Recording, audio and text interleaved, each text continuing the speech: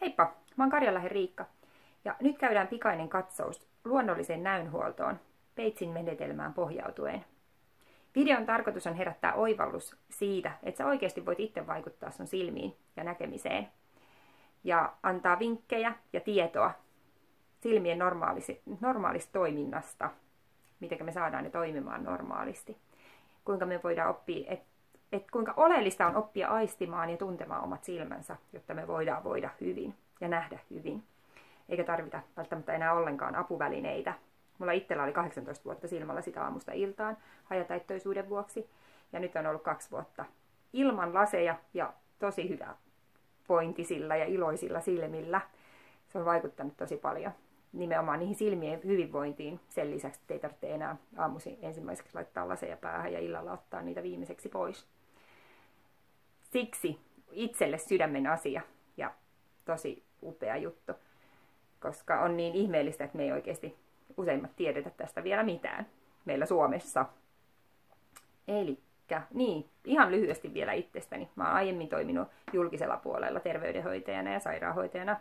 Viimeksi olin muutaman vuoden diabeteshoitajana, kunnes sitten aloin opiskelemaan jäsenkorjausta ja Rosen menetelmää, mindfulnessia, funktionaalista ravitsemusta ja nyt viimeiset 3 vuotta tätä näköasiaa myöskin. Et se on niinku se mun polku tähän. Olin ennen aina väsynyt ja sairas ja usein uupunut, silmät väsyneet. Oli paljon allergioita ja voin huonosti ja nykyisin koen oloni tosi hyväksi. Voin hyvin ja olen reipas ja onnellinen. Ja sitä haluaisin myöskin, sitä tietoa viedä eteenpäin ja toivottavasti auttaa sua tällä videolla jonkin verran tai antaa kipinän siihen, että itse voi vaikuttaa myöskin näköön. Kyllä, mutta voisi ensiksi aivan lyhyeksi hetkeksi pysähtyä miettimään, että mitä silmät merkitsee sinulle? Minkä arvoinen on näkösi? Voit laittaa vaikka hetkeksi silmät kiinni. Vetää muutaman kerran henkeä rauhassa. Pysähtyä hetkeksi kokemaan, että mitä silmät merkitsee ja se näkeminen.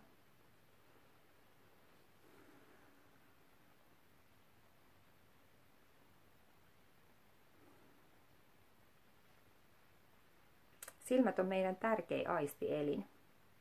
Suurin osa ympäriltä tulevasta tiedosta tulee meille silmien kautta. Ja jopa 80% aivojen aistitietojen käsittelystä on varattu näköhavaintojen käsittelyyn. Tosi suuri osa. Silmät on myöskin tosi tärkeä vuorovaikutuselin. Mietitään, kun me kohdataan joko tuttu rakas ihminen tai uusi ihminen, niin yleensä me katsotaan silmiin ja katsotaan, että pelkästään ne sanat ja kuultu ei anna sitä koko kuvaa. Jos me ei nähdä toisen silmiä, niin on paljon vaikeampi tietää toisen tarkoitusperiä ja tarkoittaako hän todella sitä, mitä hän sanoo. Silmät on tosi tärkeät siihen elekielen arviointiin. Ja silmien pointi vaikuttaa myöskin meidän vireystilaan merkittävästi. Se oli itselle tosi suuri oivallus ja hyvinvoinnin lisääjä, kun mä huomasin, että mun onkin vain iltaisin silmät väsyneet. Minä en ole itse vielä väsynyt, mun kehoni jaksaa hyvin, mutta silmät on väsyneet. Ja kun mä opin rentouttamaan silmiä silloin illalla, esimerkiksi pidin päätä alaspäin, räpsyttelin silmiä, pyörittelin, niin yhtäkkiä olikin taas reilu puoli tuntia aivan pirteä olo, vaikka sitä ennen oli ollut, että ei jaksa enää, kuinka tämä ilta hoituu tästä. Eli se vaikuttaa suoraan meidän vireystilaan, se miten meidän silmät voi. Ja selvää on tietenkin, että koordinaatioon, etäisyyksien arviointiin, tasapainoon, silmillä on valtava merkitys arjessa. Lähes joka asiaan. Sitten vielä muutaman hengenvedon ajan voisi miettiä sitä, että kuinka sä huolehdit sun silmistä, tästä tärkeästä aisti- ja vuorovaikutuselimestä. Kuinka sä päivittäin huolehdit sun silmistä.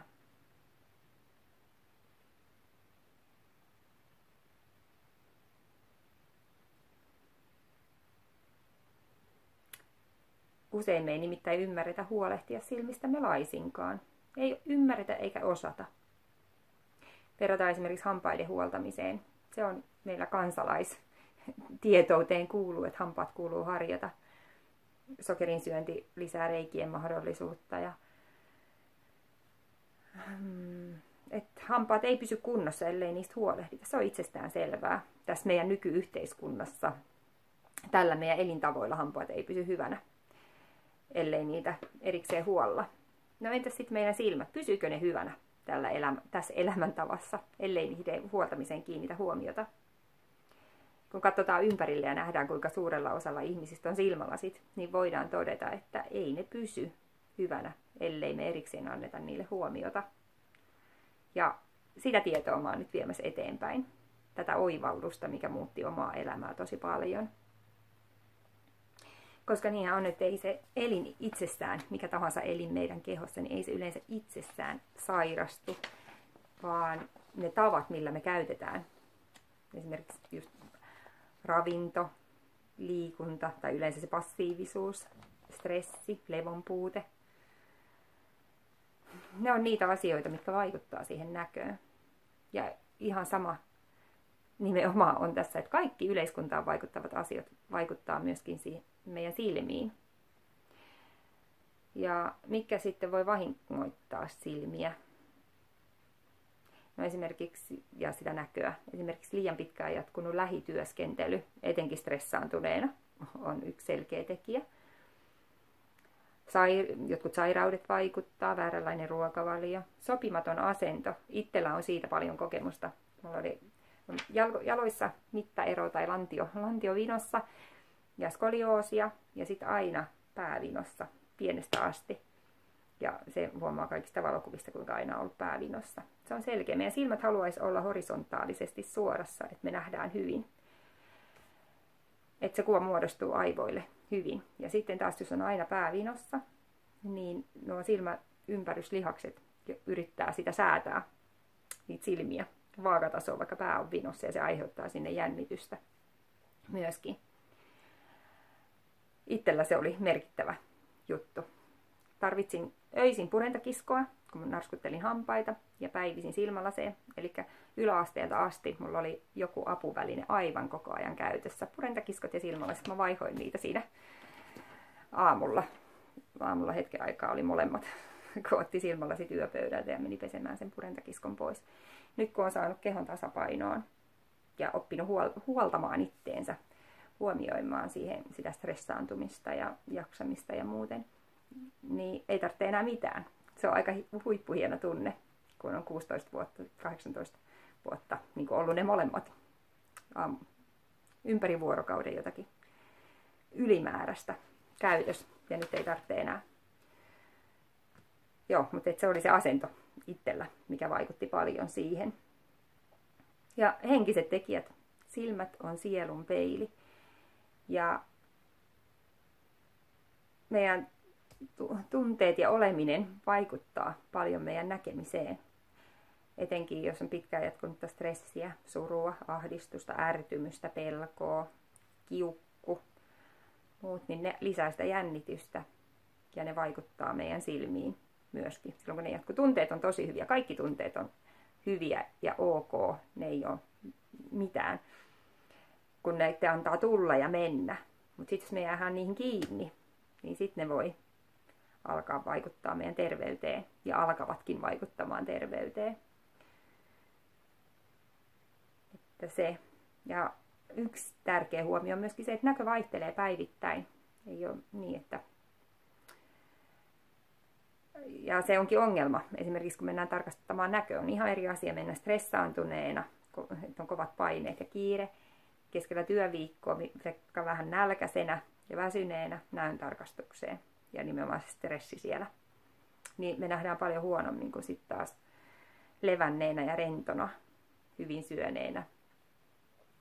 Siinä on selkeät erot pystytään toteamaan siinä näössä, mikä on välillä ongelma siihen, että jos on käynyt näön tarkastuksessa stressaantuneena, jännittyneenä, väsyneenä, sitten onkin mitattu se näkö ja se oikeasti on ollut heikompi, mutta muutaman viikon päästä kun saadaan silmälasit, niin onkin parempi tilanne ja ne tuntuu ihan väärille ne lasit. Sanotaan, että niihin pitää totutella, että kyllä silmä tottuu niihin. Ja se on totta, se tottuu. Mutta se on ikävä, että se joutuu tottua huonompaan kuin mitä me oikeasti nähtäisiin. Tavallaan heikentää silmiä ne lasit, jos joutuu tottumaan liian vahvoihin laseihin. Eli siihen kannattaa kiinnittää huomioon, että menee mahdollisimman hyvä pointisena. Silloin kun on hyvä olo, niin sinne näöntarkastukseen, jos pitää mennä. Ettei saa liian vahvoja laseja. Joo. Menetelmän kehittäminen. Eli tämä Batesin metodi, mihin on itse tutustunut enemmän, niin on William Bates, yhdysvaltalainen lääkäri, kehitti tämän 1920-luvulla. Ja tässä on nyt silmän kuva. Meillä perinteinen käsitys kuvanmuodostuskyvystä on se, että tarkennus tapahtuu mykiötä supistamalla ja laajentamalla. Ja sen tekee tämä sädelihas siinä mykiön ympärillä. Mutta Bates oivalsi, että silmän ulkoisilla lihaksilla on suuri vaikutus tässä näkemisessä myöskin. Ne muuttaa silmämunan muotoa ja toimivat tarkentaessa yhteistyössä mykiön kanssa. Näkemisissä ei ole kyse siis vain siitä linssistä, vaan yhteistyöstä koko näkösysteemissä. Ihan tuosta sarveiskalvolta asti lasiainen, sitten tulee verkkokalvo, silmän lihakset, näkö, hermo, aivot. Se on se kokonaisuus. Silmät tuo ainoastaan sen kuvan, valonsäteet sinne verkkokalvolle. Mutta siitä sitten tapahtuu vielä ihmeellisiä asioita, että kuva muodostuu aivoihin. Ja se, että miten me oikeasti se nähdään, niin siihen vaikuttaa monet asiat meillä. Ja tässä näkyy nämä silmän ulkoiset lihakset, eli meidän silmän ympärillä on 6 vahvaa lihasta, jotka vaikuttaa, ne on silmän kääntäjälihakset, eli kun me katsellaan eri suuntiin, niin noiden avulla me käännetään silmää. Mutta ne myöskin, koska ne on jopa 200 kertaa niin vahvat kuin mitä tarvittaisiin tuohon silmän liikuttamiseen, niin on ymmärrettävää, että ne voi vaikuttaa tuohon silmämunan muotoon erilaisilla jännityksillään. Ja tässä on nimenomaan sitten kuvia siitä, kuinka tämä silmämunan muoto vaikuttaa siihen, mitä me nähdään. Ylimmässä kuvassa on kaukonäköinen, ikänäköinen silmä, eli näkee hyvin kauas, mutta ei lähelle. Nuo valonsäteet taittuu sinne verkkokalvon taakse. Ja yleisesti tähän käytetään sitä pluslinssiä, että näkee lukea, koska käsivarsi alkaa käydä liian lyhyeksi jossakin vaiheessa, kun tekstiä pitäisi viedä kauemmaksi koko ajan. Tässä keskellä on normaali silmä. Silmämuna pitäisi olla aika lailla pyöreä, kun se on rento. Ja silloin ne valonsäteet taittuu tuohon verkkokalvolle. Ja sitten täällä alimmassa kuvassa on likinäköinen silmä. Eli tarvitaan miinuslaseja, koska ei nähdä hyvin kauaksi. Ja näihin kaikkiin vaikuttaa nuo silmäulkoisten lihasten jännitykset. Ne muuttaa sitä meidän silmämunan muotoa niin, että mitenkä sitten nähdään. Joo. Ja mistä tietää, että sitten kun yleisesti ajatellaan, että näköön ei voi vaikuttaa, ja nyt yhtäkkiä onkin kertomassa, että hei, sä voit itse tehdä. Päästä eroon sun silmälaseista jumppaamalla ja rentouttamalla silmiä, tutkiskelemalla itseäsi, koska se nimenomaan ne tunteilla on siellä merkitystä myöskin, mikä tekee tästä niin huippuasian, koska kun me aletaan silmien kautta myöskin sitä itse reflektointia ja parantamaan hyvinvointia, niin se parantaa meidän vointia kokonaisuudessaan, ei pelkästään kirkasta kuvaa, vaan se on siinä osa. Moni silmälääkäri on saanut parannettua oman näkönsä ja sen jälkeen alkanut opettamaan tätä ja kirjoittanut kirjoja aiheesta. Itselläkin on iso nippu englanninkielisiä kirjoja tästä näön parantamisesta. Ja niissä on aivan uskomattomia ne tapausesimerkit, ja niitä on paljon. Eli tämä tosiaankin toimii. Yhdysvalloissa on nyt jo yli 3000 silmälääkäriä, tai luonnollisen näön opettajaa, kaikki ei ole silmälääkäreitä, niin kuin minäkään en ole. Mä oon tosiaan peruskoulutukseltani terveydenhoitaja, mutta opiskellut paljon tätä sitten itse.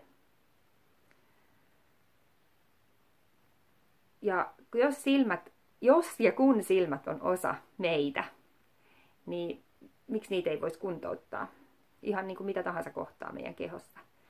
Jos meillä murtuu jalka, se kipsataan, annetaan olla levossa se luutumisen ajan ja sen jälkeen sitä aletaan kuntouttamaan. Ei ole niin, että se kipsi ja kyynärsauvat olisi lopulliset siksi, että hupsista tulipas vahinko, ei voi vaikuttaa, vaan me kuntoutetaan samoin jo halmaantumisen kanssa ja muut, niin miksei sitten tämmöisen luonnollisen asian kuin silmien. Meitä puuttuu vaan tieto ja oivallus tällä hetkellä, mutta mitään muita esteitä ei ole siihen, että voidaan alkaa vaikuttamaan. Joo, esimerkkejä on paljonkin ja niistä lisää löytyy. Ja silmät on paljon enemmän kuin pelkkä kuvan muodostaja. Silmät on filtteri meidän ja maailman välissä. Eli justiin se, että meidän silmien jännitykset ja väsymys ja muut vaikuttaa myöskin siihen, että miten me koetaan ympäristö, vaikuttaa puoliso tai lapset ärsyttävämmille vai mukavalle. Vaikuttaa se mun oma olotila ja myös mun silmien olotila, mitä mä näen. Kauneus on katsojan silmissä kaikkinensa ja myöskin näkyy katsojan silmistä. Se, että silloin kun me voidaan hyvin, niin meidän silmistä myöskin heijastuu sitä hyvinvointia. Sitten taas kun ollaan masentuneita tai aivan voidaan huonosti, niin se silmät on myöskin elottomammat. Niistä ei säihky sitä elämää. Vielä luonnollisen näkemisen hyötyjä. Eli kirkas näkö, rennot ja toimivat silmät, mikä on itsellesi tärkein juttu. Silmäsairauksien ehkäisy. Eli kun verenkierto paranee silmissä, silmät saa paremmin ravintoaineita, kuona-aineet poistuu, happi kiertää, happi ja hiilidioksiini vaihtuu paremmin, niin se ehkäisee sitä kautta silmäsairauksia. Unenlaatu paranee, muisti- ja keskittymiskyky yleensä tuntuu paranevan, itsetunto ja hyvinvointi lisääntyy, rahaa säästyy ja on kaikkinensa parempi vireystila. Ja se on aika iso muuten se rahan säästyminen, jos yhtäkkiä pystytkin alkaa niin, ettei tarvitse enää hankkia vuoden 2 välein tai vaikka 3 vuoden väleinkään silmälaseja tai silmätippoja ostaa. Koska toi nimenomaan nuo rennot ja toimivat silmät, niin yleensä ensimmäisiä juttuja on se, että ei tarvita enää kostutustippoja. Ja silmät tuntuu hyville eikä väsy niin herkästi. Ne on hieno homma. Sitten vielä nopsasti nämä näöhuollon osa-alueet. Eli tärkeänä on se uudenlaisen tiedon sisäistäminen silmistä ja näkemisestä. Se oivallus siihen oikeasti, että sulla on mahdollisuus vaikuttaa ja tuntee itse sun omat silmät. Ei tarvitse aina käydä kysymässä joltakin toiselta, että mitä mulle kuuluu, vaan sä voit vaikuttaa itse. Ja silmän ulkoisten lihasten vahvistaminen, rentouttaminen ja koordinaation paraneminen on tärkeässä osassa. Kehon tasapainottaminen, etenkin jos meillä on niska-alueella jännityksiä, niska- ja hartioiden alueella, niin silloin verenkierto ei toimi päähän eikä silmiin niin hyvin. Niin siksi on tärkeää, samoin kuin täällä niskahermotuksiin vaikuttaa, mikä vaikuttaa näköhermoon sitten myöskin, niin niillä on merkitystä asiaan.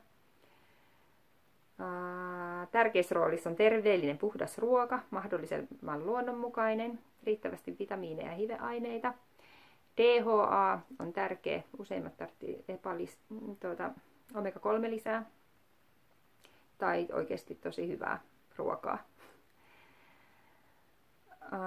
Liikunta ja ulkoilu ja etenkin nimenomaan ulkona liikkuminen, että saa katsella kauas taivaalle puulatvoihin, räpsytellä silmiä, katsella lähelle ja kauas. Ne on tärkeässä roolissa siinä ja niihin ei mene taas ylimääräistä aikaa siihen silmäharjoitteluun, mitä lenkillä tekee. Voi pyöritellä silmiä ja niin, sillä. Uni ja rentoutuminen, läsnäolo hetkessä, että meillä olisi mielen silmissä sama kuva kuin meidän omissa silmissä. Jos me koko ajan murehditaan jotakin ja nähdään edessämme jotakin, niin siinä tulee ristiriitaa ja epätasapainoa siihen näkösysteemiin sitä kautta, mikä on huippuyleistä tänä aikana. Itselleni myös. Ja uudet silmien huolto- ja katsomistavat tulee rutiiniksi harjoittelun myötä. Ja itse olen tehnyt 6 viikon harjoitusohjelman mukaan parantanut näköäni, ja se on nyt myöskin koottuna tuohon Kirkas näkö, kirkas mieli. Opin näkemään luonnollisesti ilman laseja -kirjaan, mikä löytyy kehonviisaus.fi-sivuilta. Siellä on myöskin neulanreikalaseja, jotka kirkastaa näköä. Niissä on vain pieniä reikiä mustassa pleksissä. Ne kirkastaa näköä ihmeellisesti. Niistä voit käydä lukemassa lisää. Ja sen lisäksi, että niillä näkee hyvin, yleensä jos on alle 5 diopteria omien lasien vahvuus, niin ne selkiyttää hyvin näköä. Nuo neulanreikalasit, niin niistä voi käydä lukemassa lisää sieltä sivuilta. Ne vahvistaa ja rentouttaa silmää. Ja myöskin on semmoinen harjoituspaketti, mihin olen koonnut kaikki tärkeimmät tiedot, mitä nyt on tässä 3 vuoden tutustumisjaksolla aiheeseen löytänyt.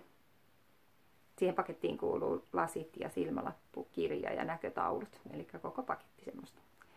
Nyt pääsee hyvin alkuun siinä paranemissa ja usein saa viestiä, että on toiminut ihan niin kuin valmiiksi asti, että on saanut jättää lasit pois. Joo, ja niitä vinkkejä vielä. Siis muista räpsytellä silmiä. Ihan jatkuvasti räpsytellä enemmän kuin normaalisti. Me yleensä tuijotetaan liikaa, mikä saa silmät väsymään ja jännittymään.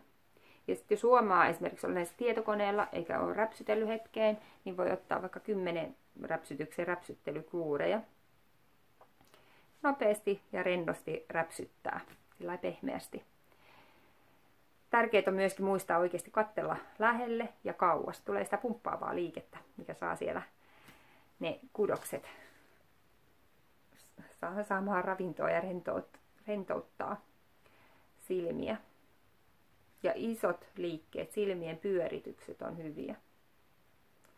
Ja nämä on semmoisia hyviä, niitä voi tehdä kävellessä, siellä, täällä, missä vaan. Se ei vie välttämättä ollenkaan aikaa, vaan se on nimenomaan se ajatustavan muutos, se tärkein siellä ensiksi. Niistä löytyy muuten tosi hyvin sieltä mun nettisivuilta. Siellä on myöskin noita hyötyjä ja vinkkejä, koska mä luulen, että niitä ei tästä videosta en tähän enempää niitä lataa siksi, että ne menee ohitte ja tästä tulee niin pitkä pätkä. Mutta aivan mahtavaa, että jaksoit kuunnella tänne asti. Kiitos siitä. Merkitsee minulle paljon, koska tämä on niin tärkeä asia ja mä toivon, että saataisiin tämä yleisesti. Tämä ei ole kaikkien juttu, mutta tosi monelle on.